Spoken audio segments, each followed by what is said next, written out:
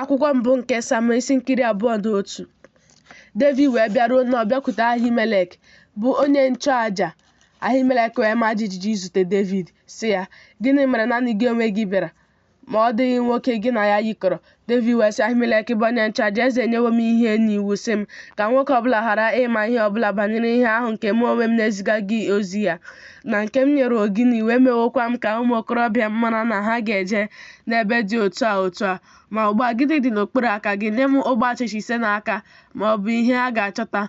Onye nchụaja ahụ wee zaa Devid sị, "Ọ dịghị achịcha a na-edoghị nsọ dị n'okpuru aka m, ma achịcha nsọ dị, naanị ọ bụrụ na ụmụ okorobịa ahụ edebewo onwe ha ghara imetụ nwaanyị ahụ." Devid wee zaa onye nchụaja sị ya, "N'ezie, ọ bụrụ na ị gbochiwo ndị inyom imetụ anyị ahụ, dịka na mgbe gara aga mgbe m na-apụta ihe ụmụ okorobịa wee dị nsọ, ma ihe ahụ bụ ije nke a na-edoghị nsọ, ihe ha ga-esikwa aga ghara ịdị nsọ karịa taa?" Onye nchụaja wee nye ya achịcha nsọ, n'ihi na ọ dịghị achịcha dị n'ebe ahụ ma ọ bụghị achịcha nke ihu Chineke, nke a na-ewezuga n'ihu Chineke, ịdọba achịcha dị ọkụ n'elu tebụl n'ụbọchị e wepụrụ ya. Ma otu nwoke n'etiti ndị ohu Sọl nọ n'ebe ahụ n'ụbọchị ahụ, onye a na-egbochighị ka ọ ghara ịpụta ihu Jehova. Aha ya bụ Doeg, onye Edọm, onye kachasị ike n'etiti ndị ọzụzụ anụ ụlọ ndị Sọl nwere.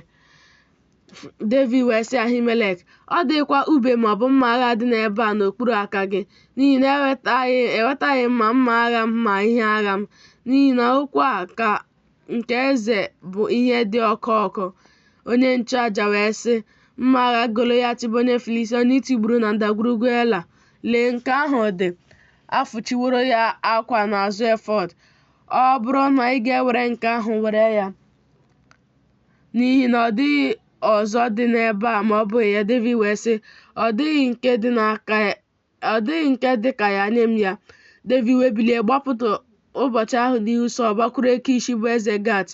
Ndị ohu Akish wee sị ya, "Ọ bụghị Devid bụ eze ala ahụ bụ nke a?" Ọ bụ ihe banyere nwoke a ka ha zarịtara onwe ha n'ite egwu sị, "Sọl etigbuwo ndị iro ya, nnu ndị ikom 250. Devid kwa ndị iro ya ọgụ nnu ndị ikom na nnu 5. Devid wee tinye okwu ndị a n'obi ya, tụọ egwu Akish bụ eze Gat nke ukwuu. O wee gbanwee omume ya n'anya ya, mee onwe ya dịka onye anya ya na-adịghị mma n'aka ha. Ọ kakwa akara n'ibu ọnụ ụzọ ámá, na-agụsịsịkwa ọnụ mmiri ya n'afụ ọnụ ya. Akish wee sị ndị ohu ya, "Lee, unu na-ahụ nwoke a ka ọ na-eme onwe ya dịka onye na-awị ara.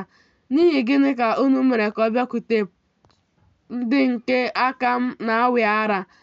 Ha kọrọ m ụkọ na ndị nke m ha na-awị ara.